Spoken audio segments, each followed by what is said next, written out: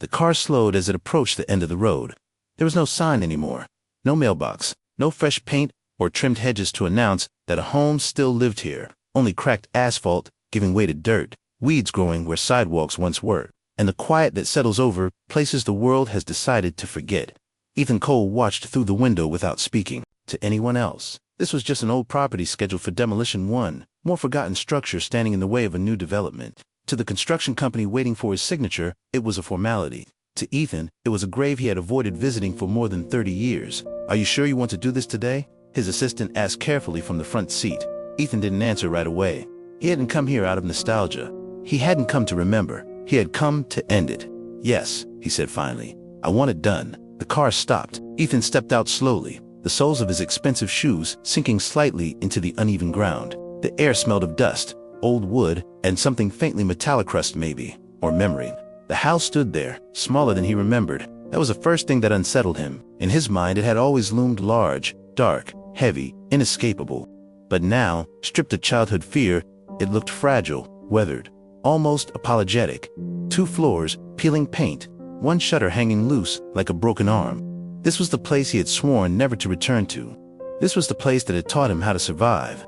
Ethan turned away for a moment, scanning the land around it. Overgrown grass, a collapsed fence, the remains of what had once been a garden, his mother's garden. The memory surfaced before he could stop it. Her hands in the dirt, the way she hummed while she worked, the careful order she tried to impose on a life that had given her very little control. Ethan clenched his jaw. He hadn't come here to remember her. He walked toward the front door. Each step felt heavier than the last, not because the ground was uneven, but because his body remembered this walk. The hesitation, the tension, the instinct to listen before opening the door. Even now, decades later, his hand paused in the air before touching the handle. Ridiculous, he told himself. He was no longer the boy who lived here. He was a self-made millionaire, owner of multiple companies, a man who negotiated deals worth more than this entire neighborhood had ever seen. And yet, the door creaked loudly as he pushed it open. The sound echoed through the empty house. Inside, the air was stale and cool. Dust particles floated in thin beams of light filtering through cracked windows. The silence wasn't peaceful, it was expectant, as if the house itself had been waiting. Ethan stepped inside. The living room was almost bare. Someone had removed most of the furniture years ago. Only faint outlines on the walls showed where things had once been. A couch, a small table, a crooked picture frame. His eyes were drawn immediately to the corner near the window. That was where his mother's chair used to be. He could almost see her there, thin, tired, pretending not to notice how hungry he was, so he could eat more. Ethan swallowed hard. He hadn't thought about her like this in years, because thinking about her meant thinking about everything else. The nights without electricity, the arguments behind closed doors, the fear of footsteps in the hallway. He moved quickly now, as if speed could outrun memory. The kitchen was next. The sink was rusted, cabinets hung crookedly. The linoleum floor was cracked, peeling up at the edges. This was where he had learned to cook noodles on a single burner at 10 years old, where he had stood on a chair to reach the top shelf, where his mother had once cried quietly at the table, thinking he was asleep. Ethan turned away. Enough. He pulled out his phone. "Start the demolition paperwork," he said into it. "I'll sign today." "Understood," came the reply. He ended the call and slipped the phone back into his pocket. This house had no hold on him anymore. At least, that's what he told himself. Upstairs, the stairs creaked under his weight, protesting his presence like an accusation. He hadn't walked up these steps since the night he left for good. The night everything ended. The hallway at the top was narrow. 2 doors on the left, 1 at the end, his room. He hesitated again. Of course he did. Ethan pushed the door open. The room was smaller than he remembered to. The walls were bare, but he could still see where posters had once been taped up. A faint outline of a desk against the wall. A window that looked out onto nothing but trees and sky. He stood there, breathing slowly. This was where he had made his decision, not to forgive, not to forget, but to leave, to never look back. And he hadn't, until now. Ethan turned to leave when something caught his eye. Near the baseboard, partially hidden by dust and debris, was something out of place, a loose floorboard. He froze. That hadn't been there before, or had it? He crouched slowly, brushing dust away with his hand. The board shifted under his touch. His heart began to beat faster. He told himself it was nothing. Old houses shifted, wood warped. There was no reason for the board lifted, and beneath it, wrapped carefully in oilcloth, was something Ethan had never seen before. Something that did not belong to demolition plans or forgotten childhood memories. Something that would change everything he thought he knew about his past. He stared at it in silence. And for the first time since stepping into the house, Ethan felt something he had not expected to feel. Not anger, not pain, but fear. Ethan stayed crouched on the floor for a long moment, staring at the object as if it might disappear if he blinked. The oilcloth was yellowed with age, stiff at the edges, tied carefully with twine that had darkened over time. Whatever it protected had been wrapped deliberately, not hidden in haste, but preserved with intention. His first instinct was to put it back. Seal the floorboard, walk out. Let the demolition erase everything without questions. But that instinct had shaped his entire life. Avoid, bury, outrun. He exhaled slowly and untied the twine. The oilcloth opened with a faint crackle, releasing a smell of old paper and metal. Inside were 3 things, arranged neatly as if someone expected them to be found one day: a thin leather notebook, a folded stack of letters tied with ribbon, and a small, tarnished key. Ethan's fingers trembled as he picked up the notebook. It was light, too light to carry the weight his chest suddenly held. He opened it carefully. The handwriting inside was unmistakable, his mother's. Her script was small, precise, slanted slightly to the right. She had always written as if trying not to take up too much space even on paper. Ethan swallowed. The first page was dated more than 30 years ago. If you are reading this, it means I didn't have the courage to say it out loud. His breath caught. He sat back on the floor, notebook open in his lap. Dust forgotten. She wrote about fear. Not dramatic fear, but practical fear. The kind that comes from knowing one wrong decision could cost you the only thing that matters. She wrote about Ethan's childhood in a way he had never heard before. Not as survival, but as protection. I let you believe we were poor because it was safer than the truth. Ethan frowned. Safer. He turned the page. Her words came slowly, deliberately, as if she had written them in moments stolen between exhaustion and worry. She wrote about a man, a name Ethan did not recognize. She wrote about leaving in the middle of the night, about refusing money, about changing addresses, jobs, routines, about choosing anonymity over security. And then she wrote the sentence that made Ethan's vision blur. Your father was not absent because he didn't care. He was absent because I was afraid of what he represented. Ethan's heart began to race. His father, the word felt foreign, undefined. For his entire life, that space had been filled with silence, assumptions, and resentment. He had grown up believing his father had simply vanished or worse, never wanted him. He flipped pages faster now. His mother wrote about wealth, influence, control. She wrote about a man who came from power, who believed problems could be solved with money and force, who promised protection but demanded obedience. She wrote about walking away before Ethan was born. I did not want you to grow up learning that power meant fear. Ethan pressed the heel of his hand into his eyes. The house felt suddenly smaller, the walls closer. He reached for the stack of letters. They were unopened, all of them, each envelope yellowed, edges soft from age, addressed in a careful, formal hand to his mother. The return address was printed, a city he recognized, a name that made his stomach drop. Samuel Whitaker. The name meant nothing to him personally, but the company beneath it did. Whitaker Holdings, one of the largest private investment firms in the country. Ethan stared at the envelopes. They were dated over decades, some from before he was born, some from his early childhood, some from years later, long after his mother's health had begun to fail. She had never opened them, not one. His fingers tightened around the paper. All those years of struggling, of rationing, of choosing between medicine and food. And she had kept this hidden. The key lay beneath the letters, small, heavy, the kind used for safety deposit boxes. Ethan leaned back against the wall, chest tight, thoughts spiraling. His entire narrative, every justification for leaving, every resentment that fueled his ambition shifted under him.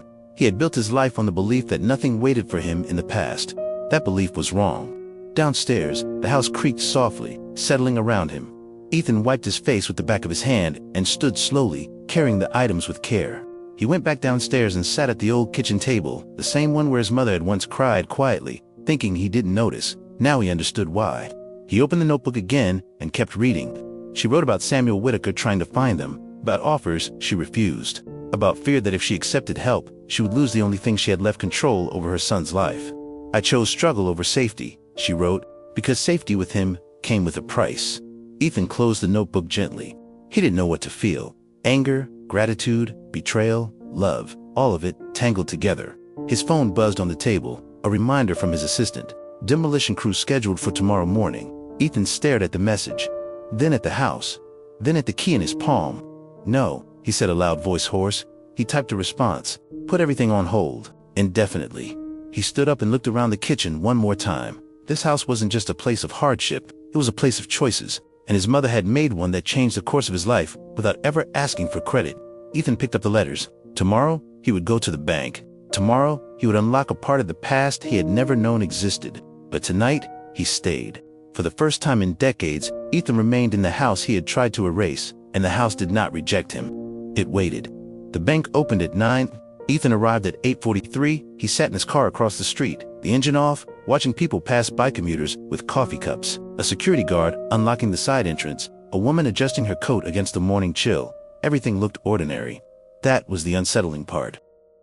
Nothing in the world looked different, yet everything inside him had shifted.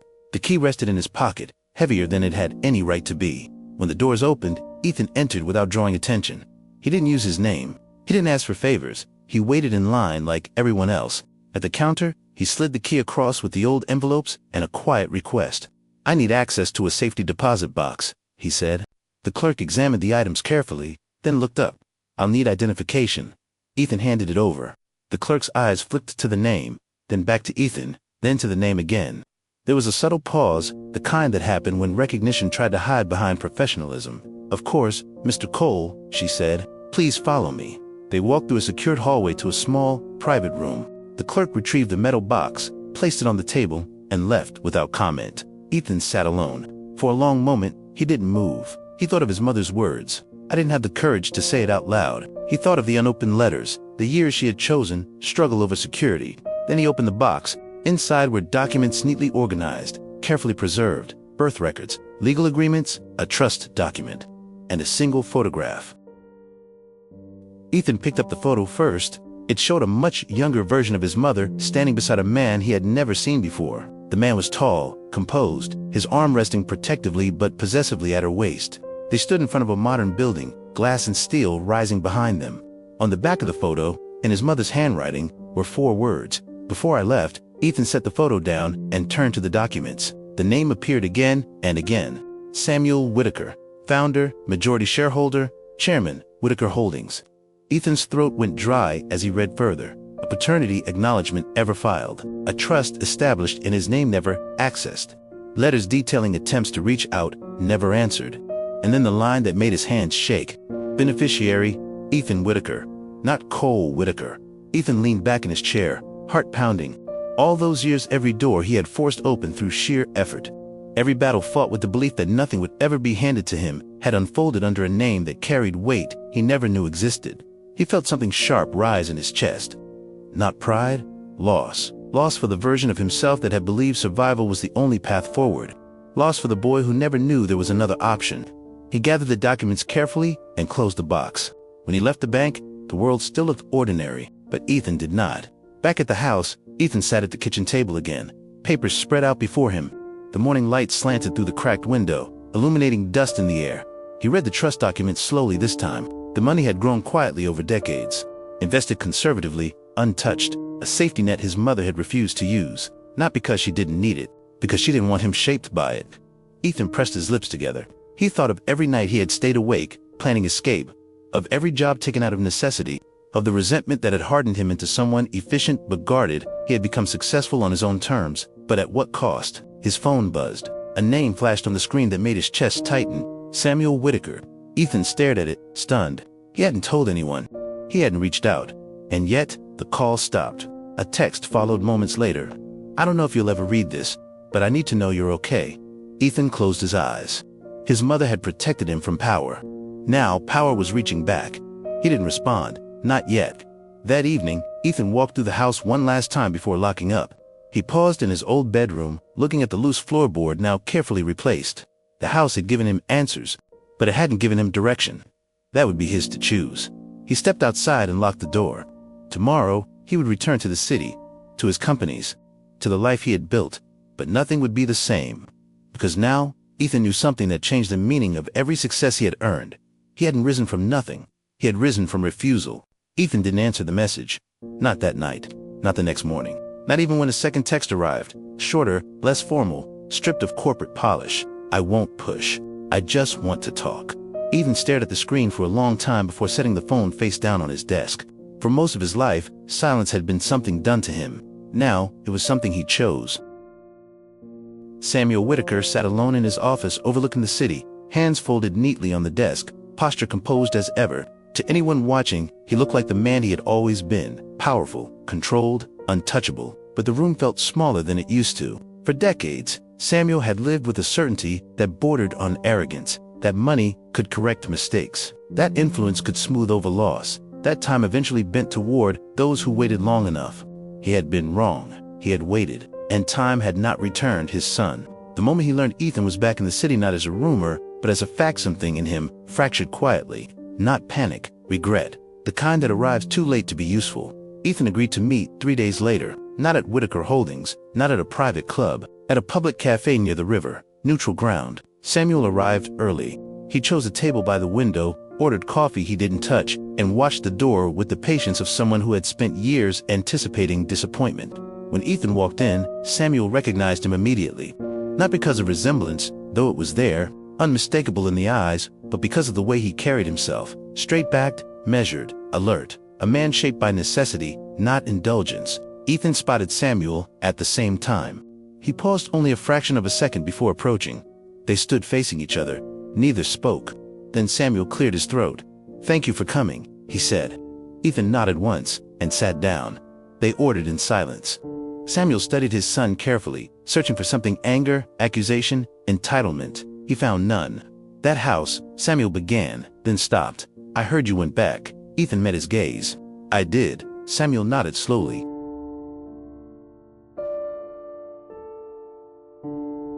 "I never forgot where it was," he said. "I just respected the boundary." Ethan's expression didn't change.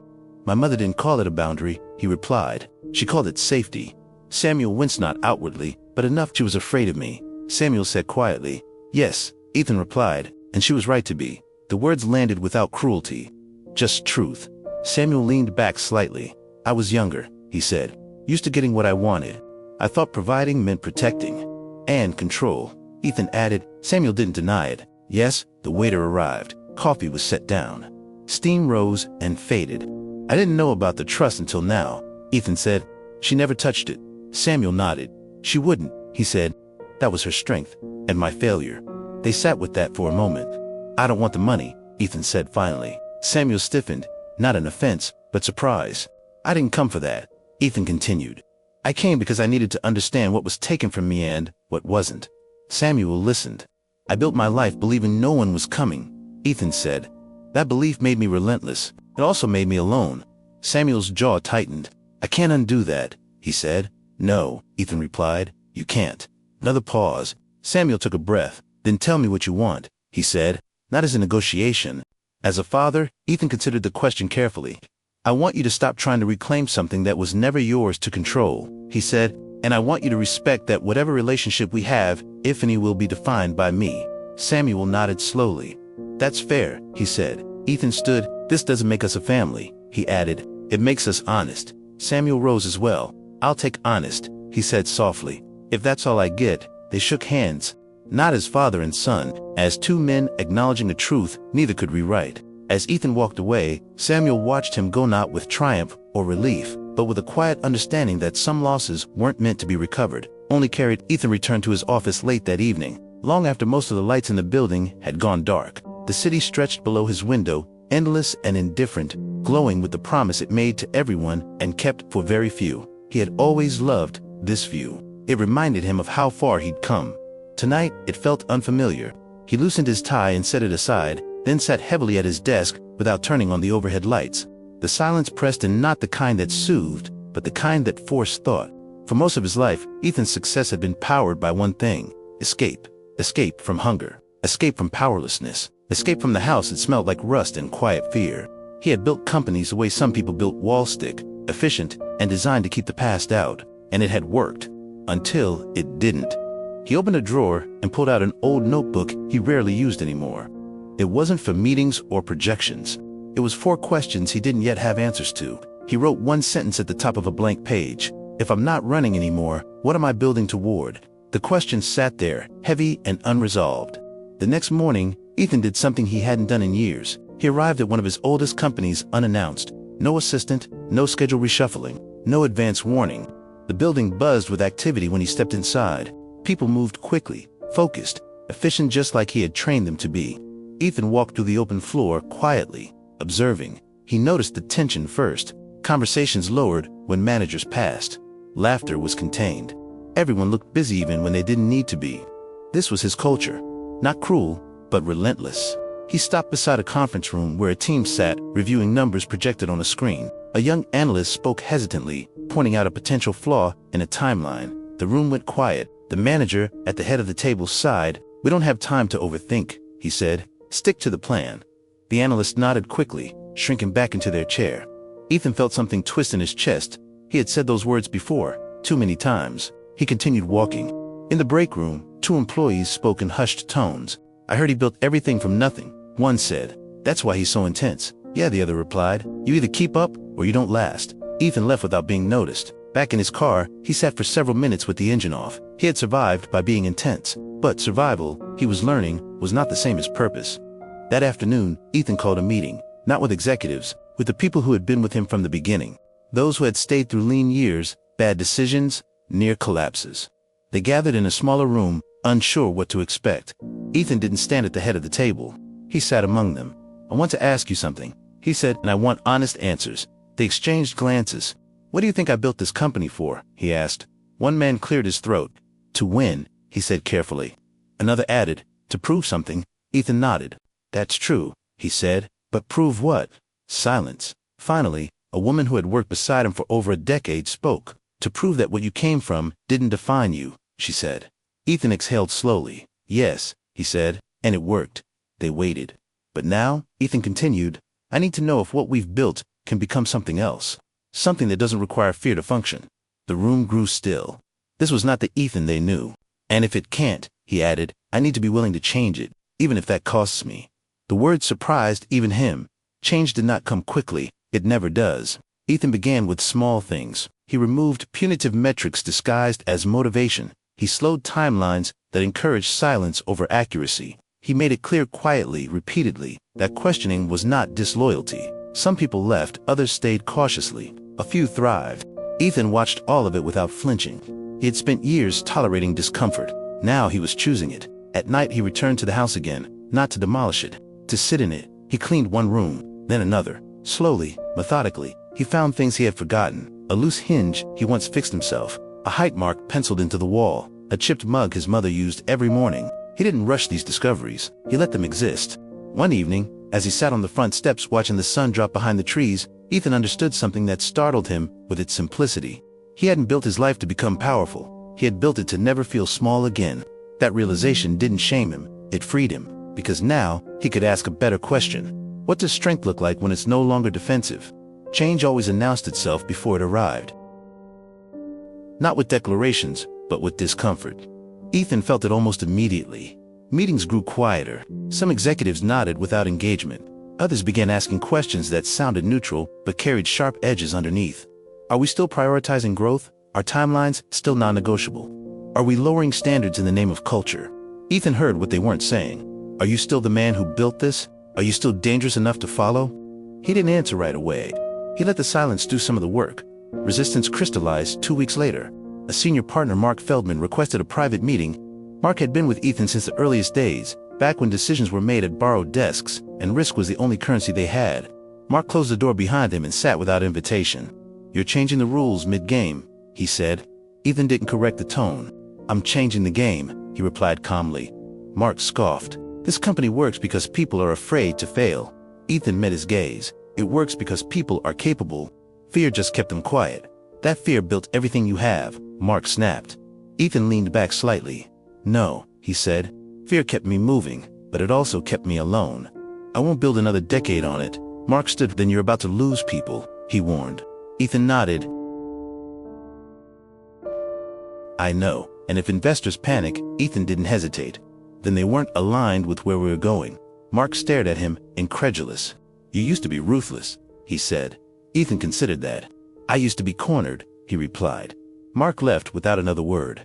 The fallout came faster than Ethan expected. 2 senior leaders resigned within a month. Another quietly began preparing an exit. Rumors circulated, carefully framed as concerned. "He's losing his edge, he's distracted, he's gone soft." Ethan heard it all. He didn't correct it because explaining intention was easier than proving endurance. Endurance required time. At the childhood house, Ethan continued his quiet ritual. He repaired the front step, replaced broken window glass, cleaned the kitchen thoroughly for the first time in decades. The house resisted him at first. Wood splintered, nails bent, pipes leaked, but slowly, it responded. Just like people. One evening, as Ethan worked on the upstairs hallway, his phone rang. Samuel Whitaker. Ethan stared at the screen. He almost didn't answer. Almost. What do you want? Ethan asked when he finally picked up. Samuel didn't waste time. You're restructuring, he said. People are talking. Ethan exhaled. You didn't call to gossip. No, Samuel admitted. I called because I recognize what you're doing. Ethan waited. You're trying to build something that doesn't depend on fear, Samuel continued. I tried once. I failed. Ethan's jaw tightened. And I'm warning you, Samuel said quietly. The moment fear leaves, power tests you. Ethan looked around the house, the walls, the scars, the quiet proof of survival. I'm ready, he said. Samuel was silent for a moment. Then you're braver than I ever was, he said finally. The line went dead. The next test came publicly. A major client threatened to pull out unless timelines were accelerated, meaning corners would be cut. Voices silenced, pressure reapplied. The old Ethan would have complied without hesitation. The new Ethan called a meeting. We will not do this, he said simply. The room erupted. This contract represents millions, someone argued, and reputational damage, another added. Ethan held up a hand. We can replace revenue, he said. We can't replace trust once it's gone. Someone laughed bitterly. That's idealistic. Ethan nodded. It is, he said, and it's also practical long term. The vote was split. Ethan broke the tie. The client left. Stock dipped. The headlines whispered. Ethan went home that night exhausted, not physically, morally. He sat on the front steps of the house again, staring at the stars. For the first time since returning, doubt crept in, not about the past, but about the future. What if this costs everything? The answer came quietly. Then at least it won't cost who you are. The following weeks surprised everyone. Productivity stabilized. Innovation increased. Younger employees began speaking openly, carefully at first, then confidently. One team proposed a solution that would have been dismissed under the old rules. It worked. Another caught a flaw, early, saving millions. Trust, it turned out, had a return on investment. Ethan stood in the boardroom months later, looking at updated reports. Not explosive growth, sustainable growth. He felt something unfamiliar. Not triumph, alignment. That night, Ethan returned to his old room and sat on the floor, where the loose board once hid the truth. He understood now that his mother hadn't just protected him from power. She had protected him from inheriting fear as a legacy. He had almost rebuilt it anyway. Almost. The town hadn't changed the way Ethan expected. He noticed that the first morning he walked beyond the property line. The same diner still stood at the corner, its faded sign swinging slightly in the breeze. The hardware store had new owners, but the same narrow aisles. The elementary school looked smaller. Everything did, but it was still there, stubbornly alive. What had changed were the people. Or maybe they were simply older now, like him. Ethan felt their eyes before he heard their voices. He wasn't famous here. Not really. News traveled slowly, and money didn't impress a town that measured worth in endurance. But people recognized him not as a millionaire, but as the boy who left. He stopped at the diner for coffee. The bell above the door rang softly as he stepped inside. The smell of grease and brewed coffee hit him instantly, familiar enough to tighten his chest. He slid into a booth by the window. The waitress hesitated when she approached. Ethan, she asked. He looked up. Yes, she smiled, uncertain but warm. I'm Lisa. I went to school with you. A year behind. Recognition flickered. He nodded. Didn't expect to see you back, she added gently. Neither did I, Ethan replied. She poured his coffee and left him alone. From his seat, Ethan watched the quiet choreography of the diner, the practiced movements, the unspoken rhythms. It struck him how many lives had continued here while his had accelerated elsewhere. When Lisa returned, she set down the check and paused. Your mom used to come in every Thursday, she said softly. Always asked for the same booth. Ethan's throat tightened. She paid in cash, Lisa continued. Sometimes she'd leave extra, even when she didn't have much. Said it was important to take care of places that take care of people. Ethan swallowed. Thank you, he said. After he left, he didn't drive back to the house right away. He walked past streets, he remembered. Past houses that had once felt intimidating, then ordinary, now simply human. He passed the old library closed down, the community center with peeling paint and a notice taped to the door. Funding needed. He stopped. The building looked tired, but it stood. Inside, through dusty windows, he could see shelves, folding chairs, a bulletin board layered with old flyers. This place had been his refuge once. On days when home felt too heavy, he'd come here to read. to sit in silence that didn't feel threatening. Ethan stood there for a long time.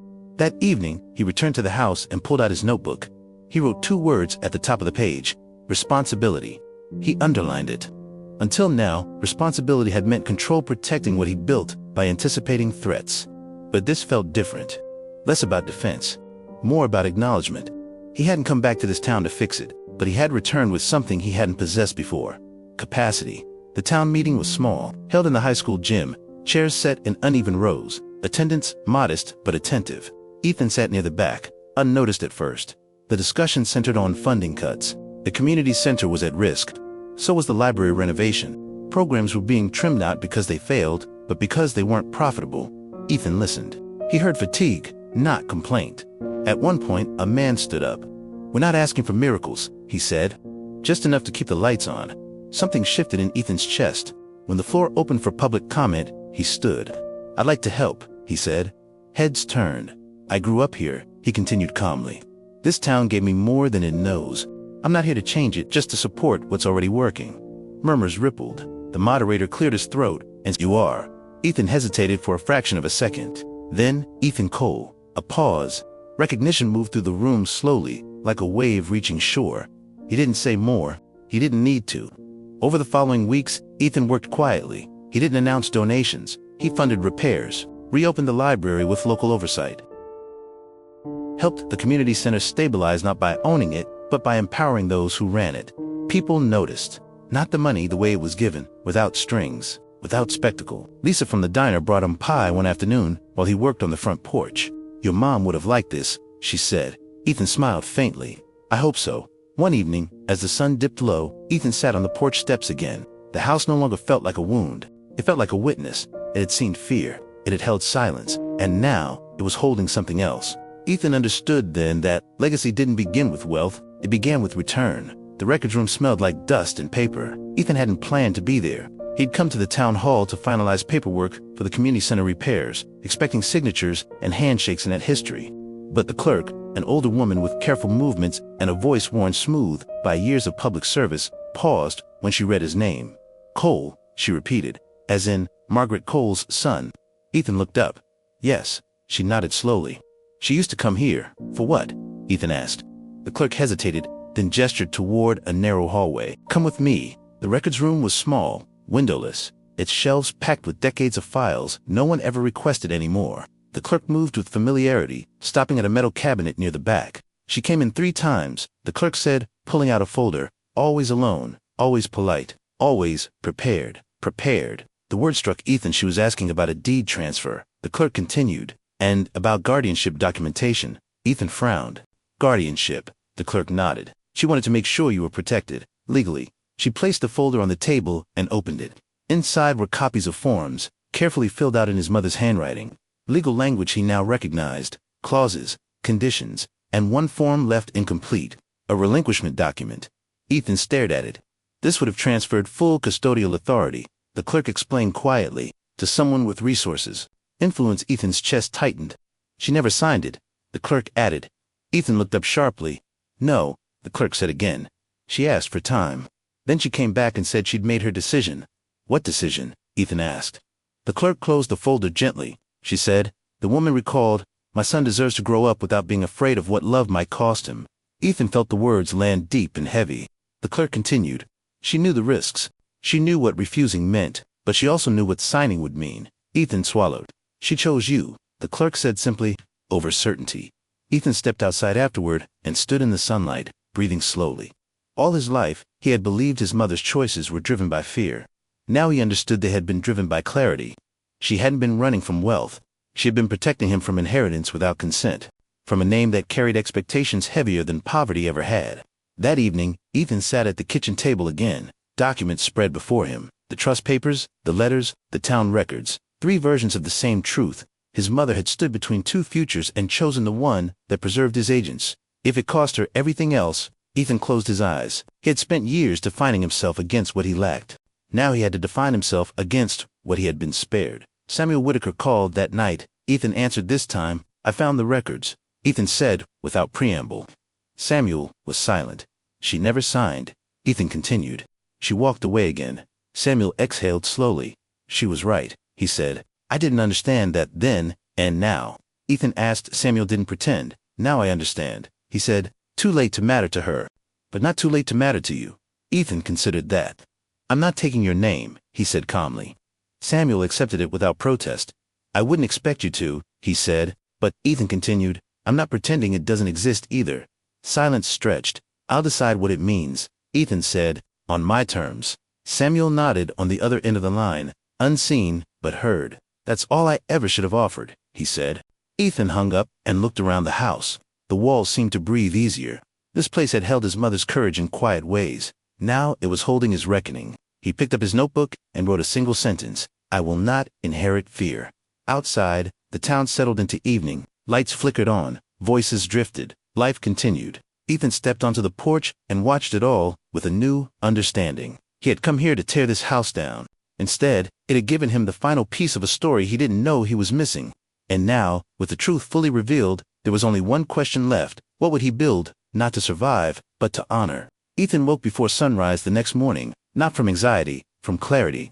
For the first time since returning to the house, his thoughts did not race ahead of him. They settled into something firm, almost calm, as if the decision had already been made, somewhere deeper than language. He brewed coffee in the old kitchen using a temporary setup he'd brought in. The sound of water heating, the smell of coffee filling the room, it grounded him in a way boardrooms never had. He sat at the table and opened his notebook. At the top of a new page, he wrote two names, Ethan Cole, Ethan Whitaker. He stared at them for a long time. One name was tied to struggle, restraint, and silence. The other two, power, reach, and opportunity. Both were true, but only one had been chosen. Ethan closed the notebook. Later that day, he met with his legal counsel not in the city, but in a small office near the town. He wanted the conversation to feel proportional to the decision. I'm not changing my name, Ethan said plainly, but I want full transparency on the trust. The attorney nodded. You're entitled to it either way. I know, Ethan replied. This isn't about entitlement. It's about responsibility. They reviewed the documents together. The wealth was immense, carefully grown, shielded from volatility, designed to endure generations. Ethan felt its weight not as temptation, but as potential distortion. I want to restructure it, he said. The attorney paused. Restructure how? Separated from me, Ethan said. No personal access. No control. The attorney blinked. That's unusual. So was my childhood, Ethan replied evenly. He outlined his vision calmly. The trust would be converted into an independent foundation, managed by a board with strict oversight. Its mission narrowly defined: education, legal advocacy, and community resilience, especially in places like the town he was standing in now. No naming rights, no personal branding, no family legacy language, just function. The attorney listened, then nodded slowly. It can be done, he said, but once it's set in motion, it can't be reclaimed. Ethan didn't hesitate. Good, he said. Word reached Samuel Whitaker within days. He didn't object. In fact, he sent a short message. Your mother would have respected this. Ethan read it once, then archived it. The foundation took shape quietly. No press release, no announcement, just paperwork, governance, and patience. Ethan returned to the city part-time, balancing his companies with oversight of the transformation. He didn't rush either. At his firm, the changes continued. The culture shifted slowly, but perceptibly. Teams began documenting dissent. Managers learned to ask before directing. Turnover stabilized. Ethan noticed something else too. People spoke to him differently. Not with fear, with trust. It unsettled him at first. Then it steadied him. One afternoon, Ethan was invited to speak not at a conference, but at a small leadership workshop sponsored by the Foundation's pilot program. He didn't prepare a speech. He sat in a circle with participants, teachers, organizers, junior executives. Someone asked him, "What made you successful?" Ethan thought for a moment. "Refusal," he said. The room grew quiet. "I refused to believe I was small," he continued. "Then I refused to believe fear was the price of power. And now I refuse to believe legacy has to be loud." They listened not because of his resume, but because of the precision in his words. That evening, Ethan returned to the house again. He stood in the doorway and looked around. This place no longer felt temporary. It felt complete. He understood now that keeping his name wasn't about loyalty to the past. It was about honoring a choice made quietly, without applause, by someone who believed identity mattered more than advantage. He locked the door gently behind him and walked down the steps. Tomorrow, he would return to the city. Soon the house would be renovated, not erased, not as a monument, as a home. The renovation began quietly. No banners. No grand plans posted outside. just workers arriving early, tools unpacked carefully, and a shared understanding that this house was not to be rushed. Ethan visited often not to supervise, but to observe. He answered questions when asked. He declined suggestions that felt like erasure. The structure would be reinforced, not replaced. The scars respected, not hidden. On the fourth day, a worker knocked on the front door where Ethan stood reviewing blueprints. "We found something," the man said. "In the wall." Upstairs, Ethan's chest tightened. "Show me." The space behind the wall had been sealed, deliberately not by collapse, but by design. A narrow cavity, carefully closed, insulated from time. Inside was a small metal box. No lock, just a lid pressed firmly into place. Ethan took it with both hands. He already knew. Back in the bedroom, the same one where the loose floorboard had revealed everything. Ethan sat on the floor and opened the box slowly. Inside was a single envelope, thicker than the others. Newer on the front, in familiar handwriting, were 4 words. "For when you return." Ethan closed his eyes. For a long moment, he didn't open it. He didn't need to. The meaning alone was enough to make his throat tighten. When he finally unfolded the letter, his mother's voice filled the room, not his memory, but his presence. "My love, if you are reading this, it means you came back. That tells me everything I need to know about the man you became." Ethan's vision blurred immediately. She wrote, without bitterness, without accusation. She wrote as someone who had made peace long before the end. "I never wanted you to feel trapped by where you came from, or by who your father was, or by what I chose. I wanted you to leave this house knowing it didn't own you." Ethan pressed his lips together, reading carefully. "I know you may have wondered if I kept things from you out of fear. That's partly true. But more than that, I kept them because I trusted you. I trusted that one day, you would be strong enough to choose, not react." He inhaled, shakily. "If you returned to tear this place down, I would understand. If you returned to stay, I would be proud. But if you returned to listen." The line trailed off, then continued. "Then you were ready." Ethan lowered the letter briefly, breath uneven. She had known. She had prepared this for the man he would become, not the boy she raised. He read on, "There are things wealth can give you, and things it takes. I did not want you to confuse access with worth. If you ever learn who your father is, I hope you don't punish yourself for what he represents. You are not a reaction to him. You are your own beginning." Tears slid silently down Ethan's face. He didn't wipe them away. "If you are reading this, then I trust you to decide what this house becomes. Not a symbol, not a scar, just a place where something honest can live." The letter ended simply, "I love you beyond fear." Mom. Ethan sat motionless for a long time. The sounds of renovation echoed faintly below Hammer's footsteps, life continuing. But in this room, time had folded in on itself. He understood now that his mother had never expected rescue. She had expected return. That evening, Ethan walked through the house alone. He touched the walls gently, the window frames, the doorways where he had once paused, afraid. He was no longer afraid. He placed the letter back into the metal box and returned it to the wall, cavity this time marked carefully, not hidden. Some things weren't meant to be displayed, only remembered. At sunset, Ethan stood outside and watched the light fall across the house. For the first time, he allowed himself to imagine a future that wasn't built on contrast. Not success, despite hardship, but meaning because of it.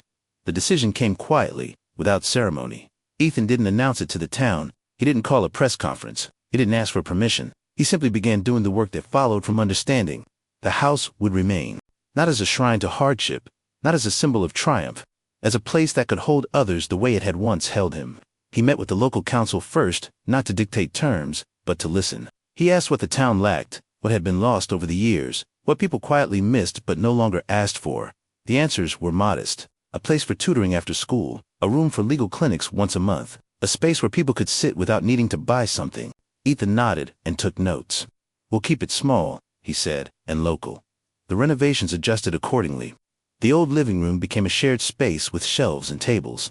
The kitchen was rebuilt to code but kept simple. The upstairs rooms were converted into offices that could close their doors when privacy mattered. No plaques, no donor walls, no naming rights, just function. When the work finished, Ethan stood alone in the doorway again. The house smelled new, but not unfamiliar. Sunlight filled the rooms differently, now cleaner, warmer, without erasing their shape. He felt something settle in his chest. This was what it meant to leave something standing. The opening day was understated. People wandered in, out of curiosity. Some recognized Ethan, many didn't. Volunteers explained the space. Children explored quietly. A retired teacher set up a small reading circle in the corner. Ethan stayed near the back. He watched a young woman ask for help filling out a form. He watched a teenager ask about scholarships. He watched a man sit at the kitchen table, with his head in his hands, until someone brought him coffee and a chair. No one looked afraid, that mattered. Lisa from the diner found him by the doorway. "Your mom would have liked this," she said again, but this time there was certainty in her voice. Ethan smiled. "She built it first," he replied. Back in the city, the foundation finalized its structure. The companies Ethan led continued to adapt. Not perfectly, but honestly. He began spending his time differently, less reacting, more choosing. He delegated with trust. He declined opportunities that demanded performance over substance. He spoke rarely, but with intention. People stopped calling him ruthless. They started calling him steady. He preferred the latter. One afternoon, Ethan received a letter forwarded from the house. It wasn't addressed to him. It was addressed to whoever is listening. Inside, written in uneven handwriting, was a short note. "I didn't know places like this still existed. Thank you for not asking me to explain myself." Ethan folded the note carefully and placed it in his notebook. That was enough. As seasons passed, the house blended into the town's rhythm. It was no longer Ethan Cole's project. It was simply their open, reliable, quiet. Ethan visited less often, which was the point. He had learned that true support didn't hover, it trusted. Years later, Ethan returned again. Not alone this time. A child walked beside him, asking questions about the trees, the road, the way the house seemed to sit, just slightly angled to the sun. Ethan answered patiently. They stopped at the front steps. The house looked the same, maintained, lived in, unremarkable in the best way. Inside, voices carried softly. A workshop was in progress. Someone laughed in the kitchen. Papers shuffled. Chairs scraped gently across the floor. The child looked up at him. "Did you live here?" the child asked. Ethan nodded. "Was it hard?" the child asked. Ethan thought about the question carefully. "Yes," he said, "but it taught me how to listen." They sat on the steps for a while. Ethan looked out at the town, at the ordinary movement of life unfolding without him directing it. He felt no urge to intervene. That, he realized, was the final lesson. Power didn't mean control. It meant creating conditions where control wasn't needed. Later, alone, Ethan stood in his old bedroom one last time. The wall had been repaired seamlessly. No one would know what had once been hidden there. He placed his hand flat against it. "Thank you," he said quietly. Not to the house, to the choice that had been made long before he could understand it. As he walked away, Ethan felt no need to look back. Not because the past no longer mattered, but because it had already given him everything it needed to. Ethan Cole stood across the street, staring at the house he had not seen in over 20 years. Time had aged it, but not enough to erase its shape from his memory. The walls were smaller than he remembered. The gate leaned slightly. The windows looked tired but still intact. This was the house he had left without saying goodbye. The house he had sworn he would never return to. And yet, here he was. The decision had been practical. The land was valuable now. Developers had already made offers. Tearing the house down would be clean, efficient, final. Another loose end resolved. That was how Ethan had built his life, by resolving things. He had learned early that unfinished stories became weaknesses. He stepped closer. The silence of the place was unsettling. Not abandoned, not dead, just waiting. Ethan unlocked the gate and entered the yard, and that was when he noticed it. The house was not empty. Long before Ethan Cole became a man known for strategic coldness and absolute control, he had been just a boy who learned too early how to watch in silence. In that house, silence was never empty. It always carried expectation. Ethan remembered how, as a child, he learned to recognize the mood of the day by the sound of the front door opening, the particular creak of the wood, the weight of footsteps, the way the air seemed to change before a single word was spoken.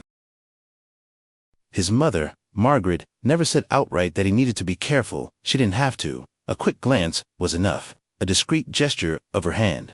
A go-to-your-room spoken with a sweetness that felt forced. Ethan obeyed without arguing. Not because he feared her, but because he wanted to protect her. In his small bedroom, he would sit on the bed and count the seconds between the sounds of the house. A glass set down on the table. A chair dragged across the floor.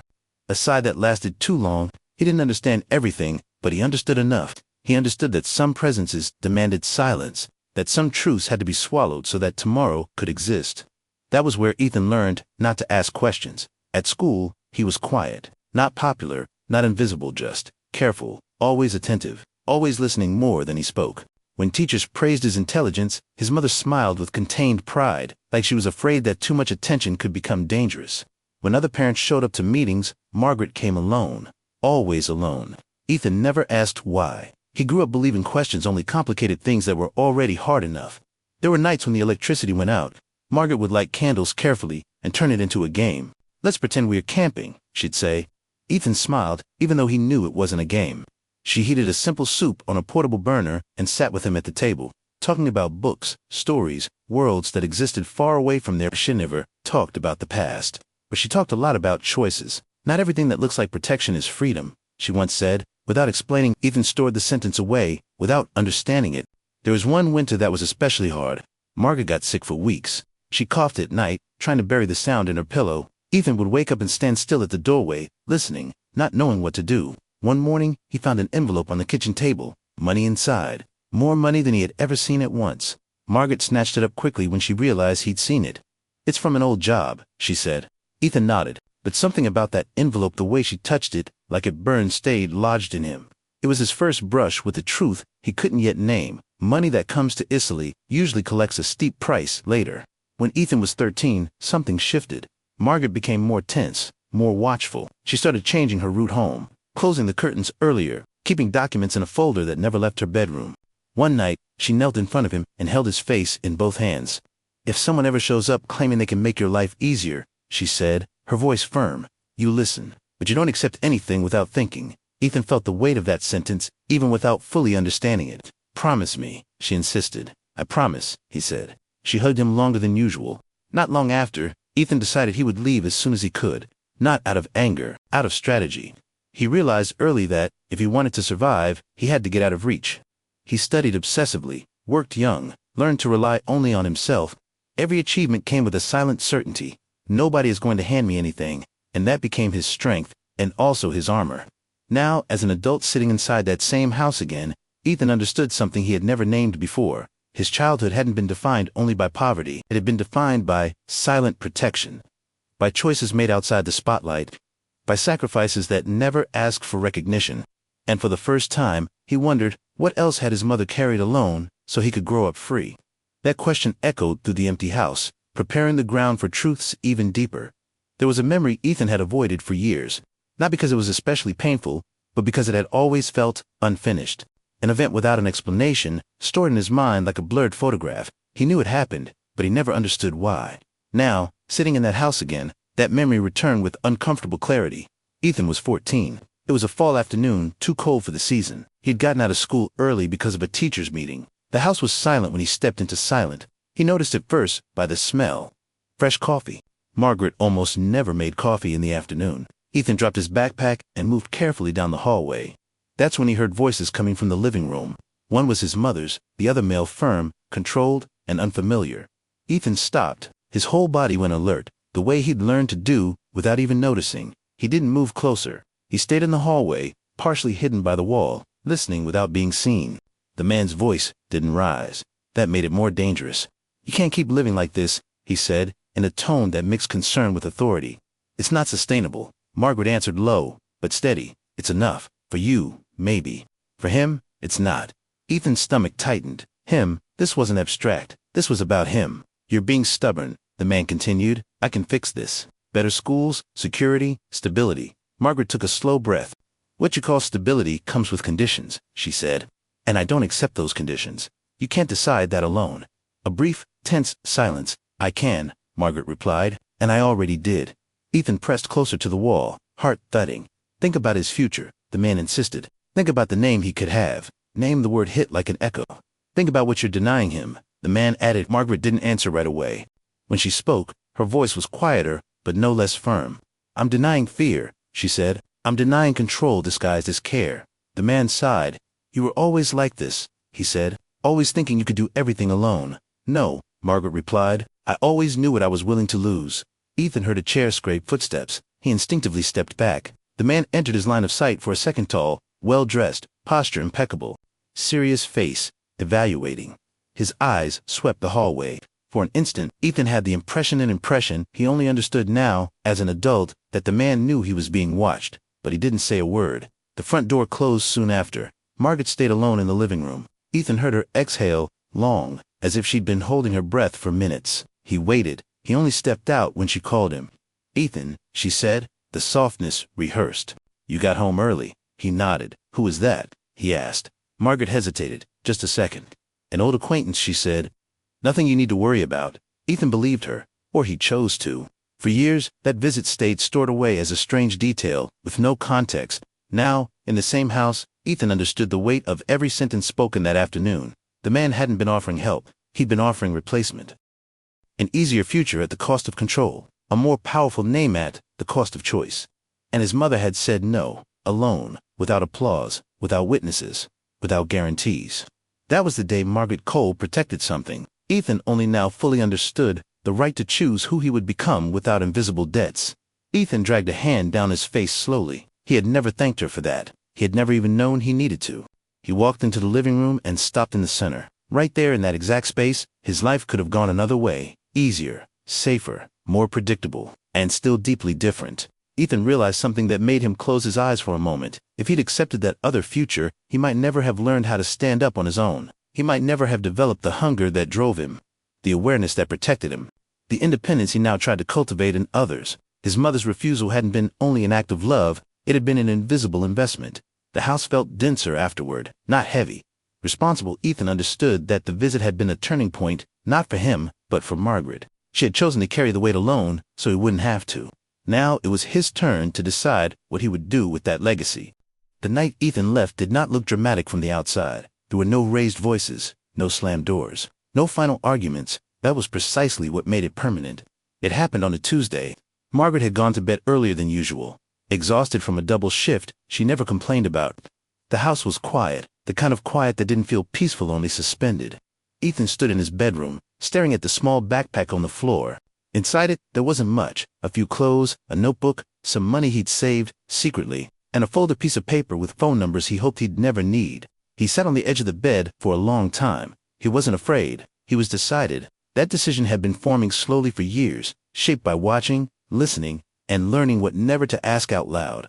He knew that if he stayed, he would eventually accept help he didn't trust. If he left, he would at least own the consequences.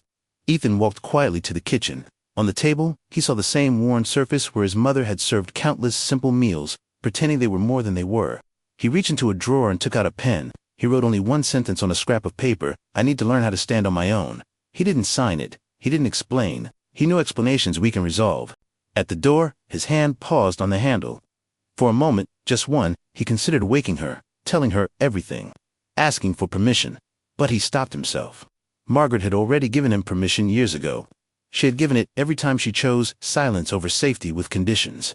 Ethan opened the door and stepped into the night. The air was cold. He didn't look back. He walked until the house disappeared from view. Only then did his chest tighten, not with regret, but with the realization that there was no one left to catch him if he failed. That knowledge was terrifying and clarifying.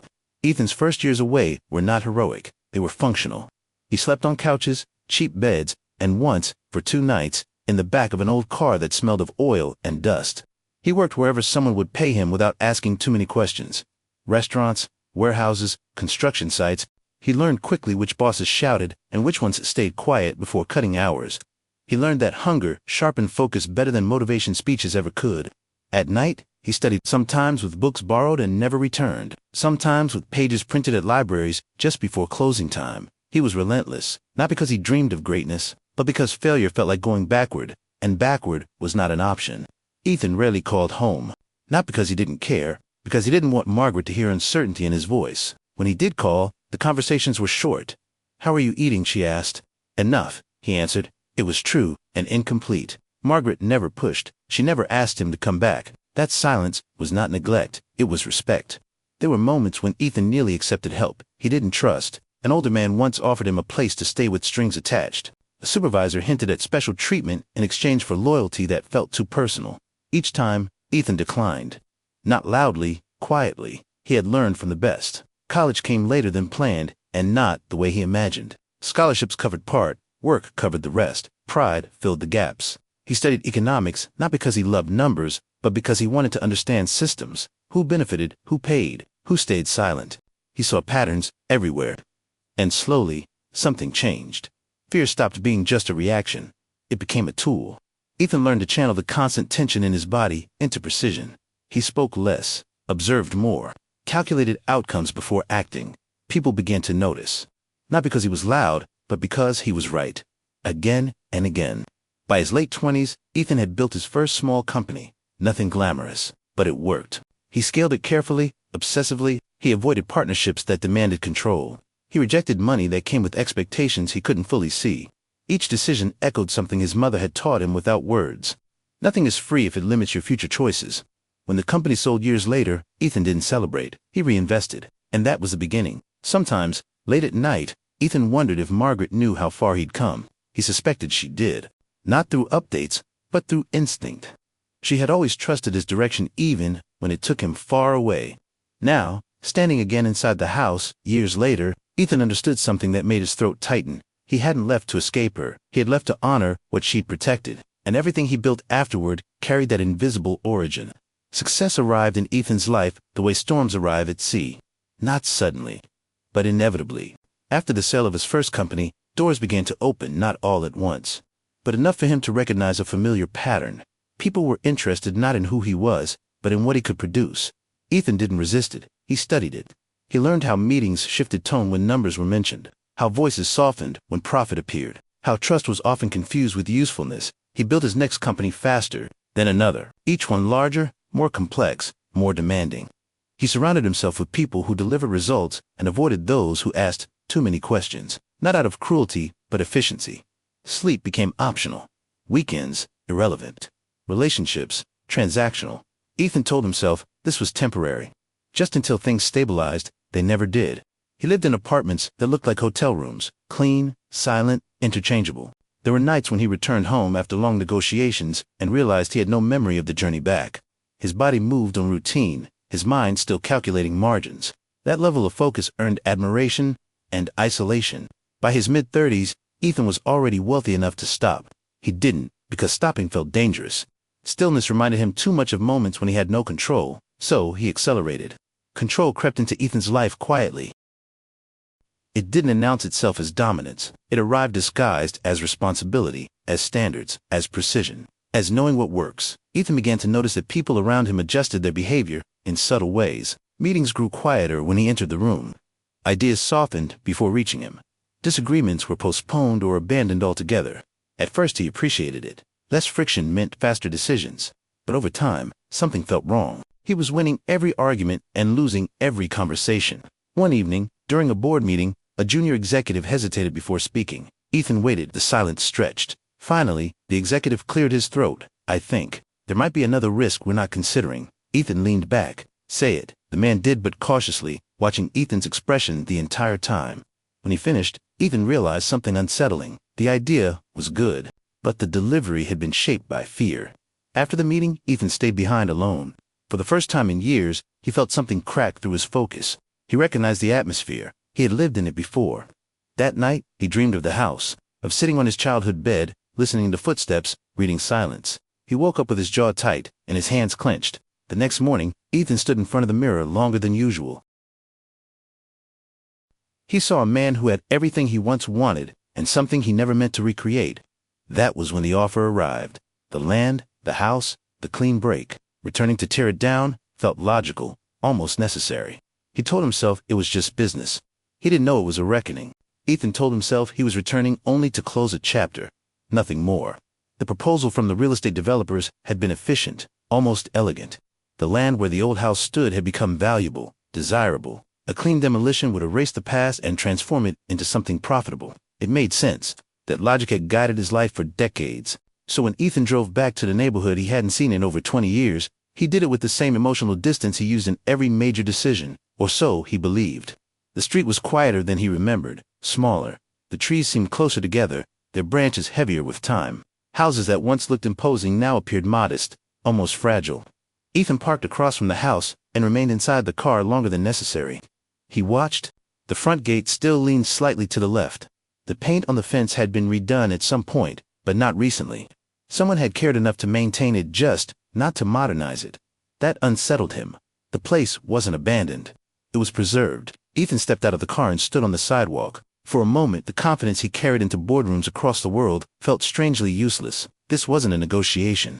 This was proximity. He crossed the street slowly. With each step, memories surfaced not in order, not clearly, but insistently. Sounds, smells, a sense of waiting. He unlocked the gate. The hinge creaked exactly the way it always had. That sound alone made his chest tighten. Inside the yard, Nothing dramatic had changed. No renovations, no additions. The house looked older, but dignified. Ethan approached the front door and hesitated. This was the first time in decades that he had stood this close without the intention of leaving. He turned the handle. The door opened easily. The air inside surprised him. It didn't smell like dust or abandonment. It smelled lived in, clean, but not sterile, familiar, but not frozen in time. Ethan stepped inside. The living room furniture was different, but arranged in the same orientation. The walls had been repainted in softer tones. Framed photographs hung in places where bare walls once stood, but none of the photos were of him. That was intentional. He moved toward the kitchen, and that was when he saw it. An envelope resting quietly on the counter. White, unmarked, except for his name. Written by hand. Ethan stopped walking. The envelope seemed impossibly out of place, too deliberate to be accidental. His name wasn't printed or typed. It was written carefully, in familiar handwriting. Margaret's fingers hovered above it before touching. For a moment, he considered leaving it where it was, as if opening it would change something irreversible. But Ethan had never been good at walking away from unfinished truths. He picked it up. The paper was thicker than modern stationery, slightly yellowed at the edges. On the back, written in smaller letters, were 3 words. For when you return, not if, when. Ethan sat down slowly at the kitchen table. The same spot where he used to do homework under dim light, where his mother once placed soup bowls like small acts of defiance against scarcity. He opened the envelope. Inside was a single letter. No date, no signature, just words. The first line took his breath away. If you are reading this, it means you made it out. Ethan swallowed hard. The letter didn't ask where he'd been. It didn't accuse. It didn't explain itself. It spoke as if she had always known he would return not as a boy, but as a man who needed context more than comfort. I chose silence so you would never owe anyone your freedom. Ethan closed his eyes. He felt the weight of decades settle into clarity. The letter continued. Margaret wrote about choices she never explained because explanations would have burdened him too early. She wrote about opportunities that came with conditions she refused to accept. Not because she didn't care, but because she cared too much. Some doors protect you only by locking you inside. Ethan felt his chest tighten. Every controlled meeting, every silent room, every version of power he had mastered. He saw it all reflected backward. She didn't mention the man. She didn't need to. Ethan understood now. She had been offered an easier life, a safer path, at the cost of control, at the cost of choice, at the cost of him growing up free of invisible debts. And she had said no, alone. By the time Ethan finished the letter, his hands were shaking. Not from grief, from recognition. He had spent his entire adult life running toward independence without realizing it had been gifted to him first. Ethan leaned back in the chair and stared at the ceiling. The house felt different now, not like a place he had escaped. Like a place that had held the line until he could understand why. Ethan did not cancel the demolition. At first, he only delayed it. One call postponed, one email left unanswered, one decision intentionally pushed forward. He told himself he needed time to review contracts, reassess permits, confirm details, but the truth was simpler and harder to admit. He wasn't ready to leave again. He stayed in the house that night, not out of nostalgia, out of stillness. He slept poorly, waking often, listening to sounds that no longer existed. The quiet felt different now, not threatening, not expectant, just present. In the morning, sunlight filled the kitchen in a way that felt strangely familiar. Ethan brewed coffee and sat at the table, rereading the letter slowly, as if each sentence might reveal something new. It didn't. What changed was him. Ethan began spending entire days in the house. He worked remotely, took calls, reviewed documents, but something subtle shifted in his rhythm. He paused more. He listened longer. For the first time in years, his mind wasn't racing ahead of the moment he was in. Neighbors noticed at first, only in passing. A woman walking her dog nodded at him one morning. An older man waved from across the street. Someone left a small basket of fruit on the porch without a note. No one asked who he was. They didn't need to. He was simply there. Ethan walked through the house slowly, reacquainting himself with each room. The walls no longer felt like witnesses. They felt like boundaries that it held. He realized something that unsettled him more than any business failure ever had. The house had never trapped him. It had protected him until he could choose for himself. That afternoon, Ethan received another message from the developers. Clear, polite, persistent. He read it, then closed the laptop. He didn't respond. Staying did not mean reclaiming. Ethan understood that instinctively. He didn't bring in furniture to assert presence. He didn't hang photos of his life elsewhere. He didn't change the structure to suit his tastes. He lived lightly in the space, as if he were a guest Devon in the place that had once been his entire world. One afternoon, he noticed a small sign near the front room. Community meeting Thursday, 6 p.m. Ethan hadn't put it there. Curiosity, not entitlement, pulled him to attend. He arrived early and sat quietly in the back. People trickled in, parents, retirees, teenagers, individuals carrying exhaustion in subtle ways. They talked about work struggles, about childcare, about navigating systems that felt designed to confuse. No one asked him to lead. No one deferred to him, and something inside Ethan loosened. He spoke only when asked, listened more than he contributed. Power had always spoken loudly in Ethan's life. It demanded speed. It demanded certainty. It demanded answers before questions had time to exist. Listening had never been part of the equation, until now. As the weeks passed, Ethan found himself in more conversations that had no clear objective, no agenda, no measurable outcome. Just people speaking about what weighed on them. He noticed how uncomfortable that once would have made him. In the past, silence signaled inefficiency. Now, silence felt like space. During one meeting, a man hesitated mid-sentence, clearly unsure if he should continue. Old Ethan would have filled the gap, redirected the discussion, tightened the focus. This time, Ethan waited. The man eventually continued. What followed wasn't eloquent or structured, but it was honest. Ethan felt something unfamiliar settle in his chest, respect without dominance. He began applying that same posture elsewhere. On calls with executives, he spoke last. In meetings, he asked questions instead of giving conclusions. When someone disagreed, he didn't rush to correct. At first, people didn't trust it. They waited for the other shoe to drop. It didn't. Slowly, voices grew stronger. Ideas came forward, unpolished, but real. Ethan realized something quietly radical. People didn't need him to be right. They needed him to be safe to talk to. One evening, sitting alone in the living room, Ethan reflected on the difference. Control had once felt like protection. Now he saw it for what it was, fear dressed as leadership, and he had worn it well. Leadership without distance demanded something Ethan had never practiced consistently. Presence, not strategic presence, not symbolic presence, actual presence. At the center, Ethan stopped arriving early and leaving late to oversee everything. Instead, he arrived when he could, stayed when it made sense, left without ceremony. He trusted others to carry conversations forward. Mistakes happened, schedules overlapped, decisions took longer, and yet nothing collapsed. In fact, something strengthened. One afternoon, a disagreement surfaced between two volunteers over how to handle a sensitive family situation. Tension rose. Voices sharpened. All eyes turned instinctively toward Ethan. He felt the old reflex awaken, the urge to step in, to resolve, to decide. He resisted. Talk to each other, he said calmly. I'll stay. That was all. The discussion continued, awkward, imperfect, human. Eventually they found a solution neither had proposed at the start. Afterward, one of them approached Ethan. Thanks for not fixing it for us, she said. Ethan nodded. He understood the weight of that sentence. Leadership without distance meant being available without being central. It meant letting outcomes form without controlling their shape. It meant accepting that not every result would reflect him. And that was the point. That night, Ethan wrote in his notebook, authority fades when shared. Trust multiplies. He closed the notebook and didn't add anything else. Some lessons didn't need repetition. Visibility did not arrive with celebration. It arrived with curiosity.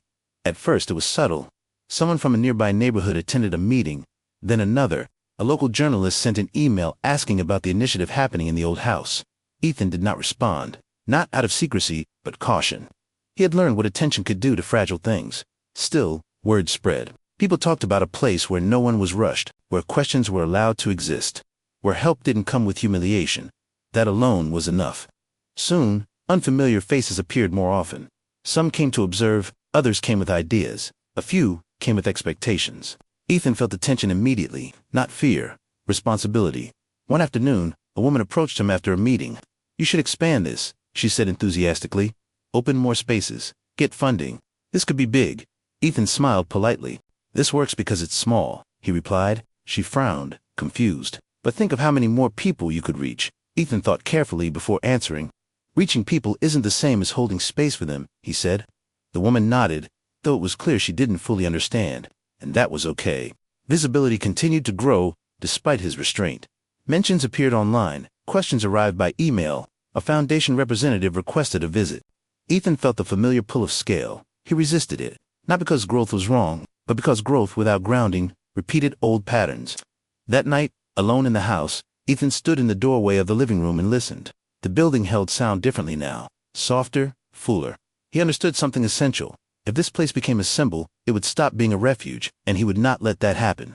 Ethan began saying no, quietly, consistently, without explanation. No interviews, no sponsorships, no branding. Some people were disappointed. Others were irritated. A few accused him of wasting potential. Ethan listened, then continued.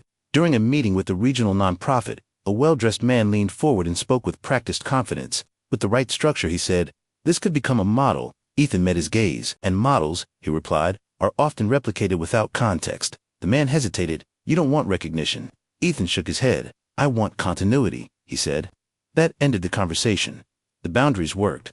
Not perfectly, but enough. The house remained what it had, become a place of pause, not projection. And something unexpected happened. People stopped asking Ethan what he wanted. They started asking each other. One evening, Lisa sat beside him on the porch. "You know," she said, "most people build things to be remembered."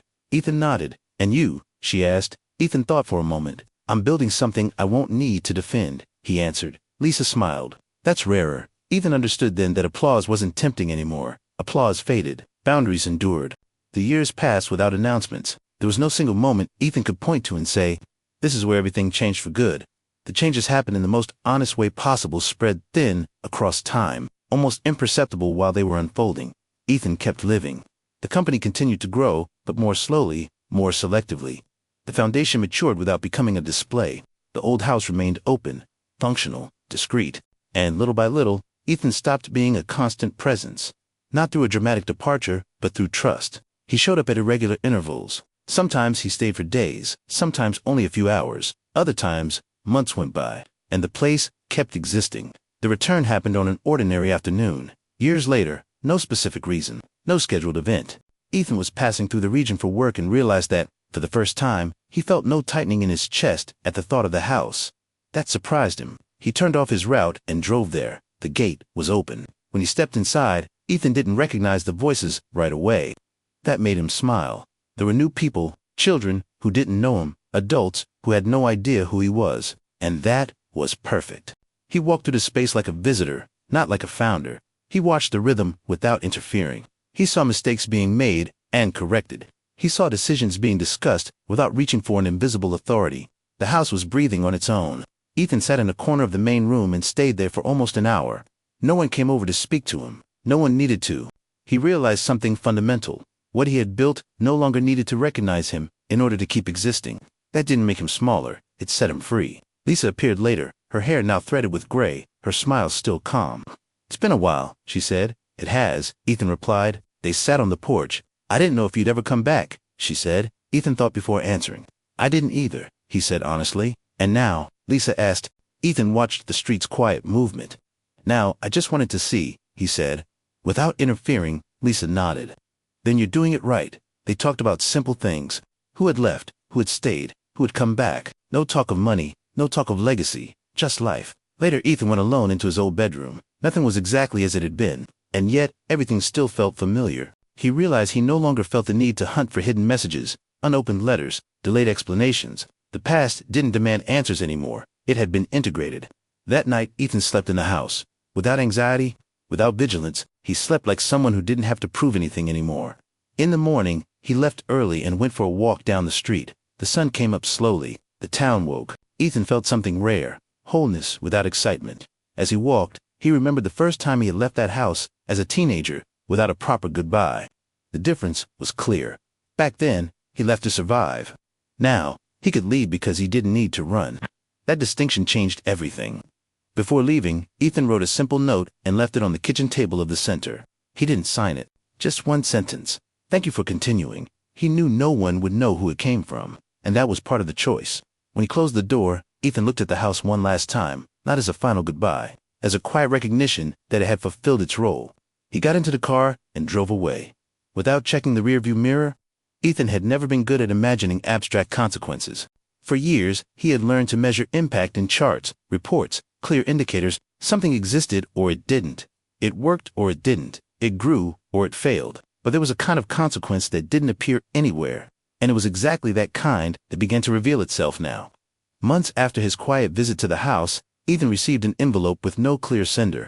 It didn't come from the community center, not from the foundation. It was just a regular address, written by hand. Inside were 3 folded pages. The first was a short letter, written with careful restraint, as if every word had been considered more than once. You don't know me, and you probably never will meet me in person. But something you helped create changed the course of my life. Ethan sat down slowly. The letter was from a woman named Renata. She wrote that she had come through the community center years earlier, at a moment of quiet desperation. She didn't need money, she needed guidance. Someone to explain calmly how to reorganize a life after a string of decisions made under fear. She wrote that she listened more than she spoke that day, and that it made all the difference. No one tried to fix me. No one told me what to do. They only helped me see options. Renata went on to say that, months later, she had managed to restructure her life, return to school, rebuild her relationship with her son. Nothing flashy, everything essential. The second page wasn't a letter, it was a copy of a simple diploma.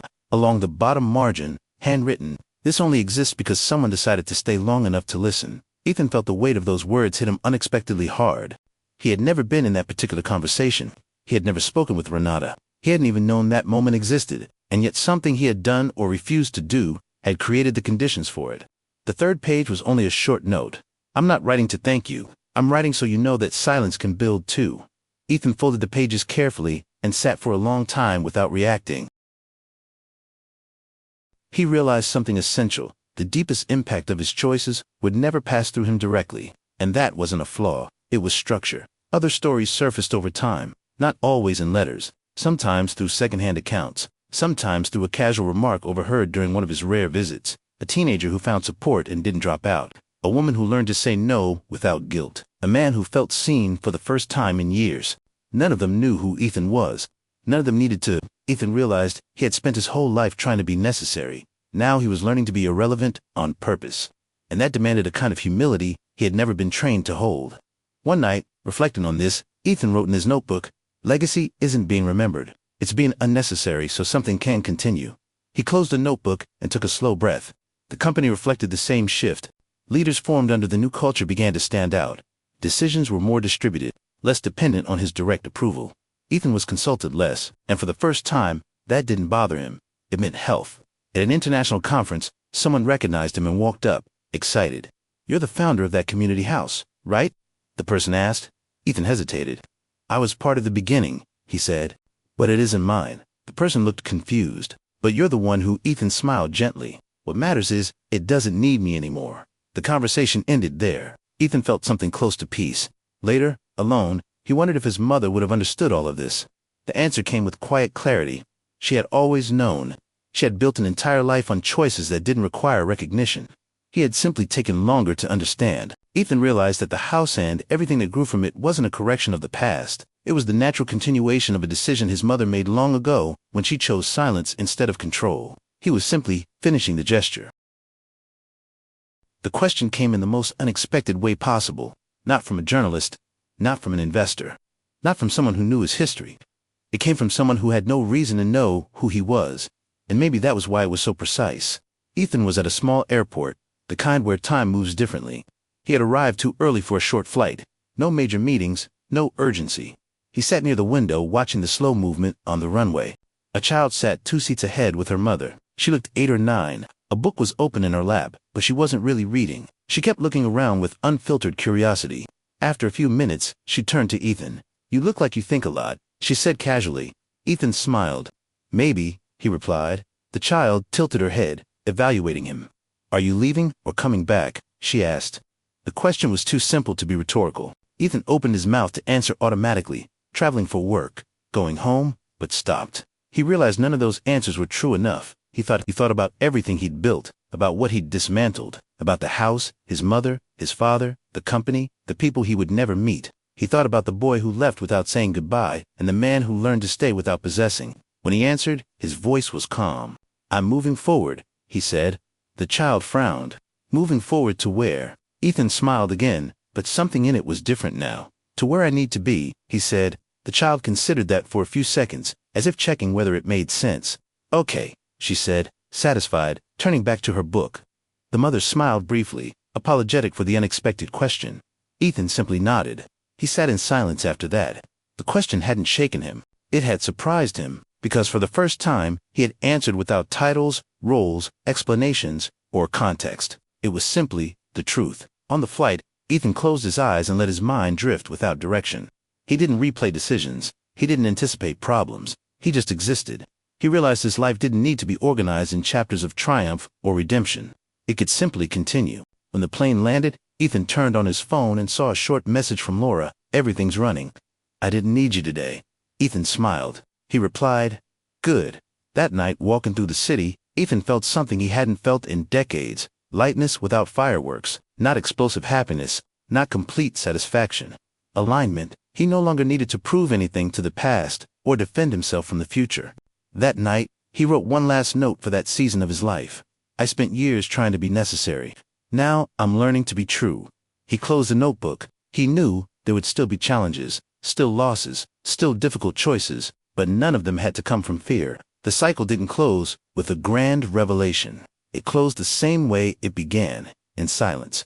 Ethan realized this much later, when he stopped searching for meaning in big events and started recognizing it in almost invisible gestures. It was during a quiet visit to the cemetery in town. Nothing planned, nothing overly symbolic.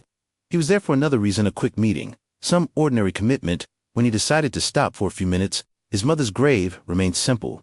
No elaborate phrases, no dramatic tribute. Just her name, the dates, and the empty space that said more than any inscription could. Ethan stood there without speaking, not to ask for anything, not to explain anything, just to be there. He thought about everything he had tried to understand for most of his life, her choices, the weight of absence, the hardness of silence, and he finally saw something clearly. She never wanted him to understand everything. She wanted him to choose, and that was different. Ethan sat on a nearby bench and let memory move freely, no resistance, no punishment. He remembered candlelit nights, stories invented to soften scarcity, the way she always placed him half a step behind her, shielding him from what couldn't be carried too early. He smiled faintly at the simplicity of what he now understood. She didn't raise him to inherit something. She raised him so he would own no one his freedom. Later, walking through town, Ethan watched children coming out of school, talking loudly, complaining about the cold, laughing without fear. He wondered how many would grow up never knowing the name of the woman who, decades earlier, chose silence instead of safety offered with conditions. And the answer came without weight. None of them needed to know. Her impact didn't require recognition.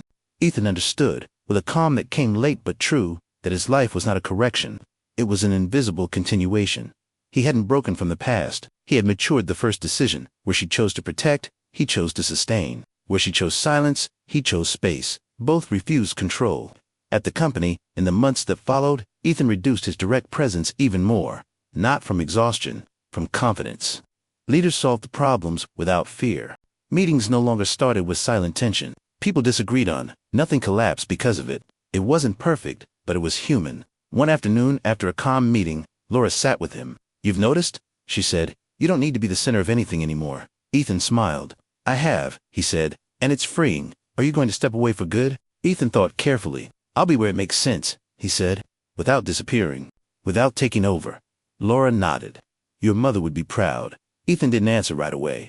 Then he said, "I know." Back at the community house, someone had hung a simple framed message on a wall. No name, no date, just a sentence. "Here, no one has to prove anything." Ethan read it once, then turned and walked out. Driving away later, Ethan realized he no longer needed to label the moment as an ending. There was no final, there was continuation. The house would remain, people would remain. Choices would keep producing silent effects, and he would keep moving forward, not as someone running, not as someone returning, but as someone who learned not to break what sustains.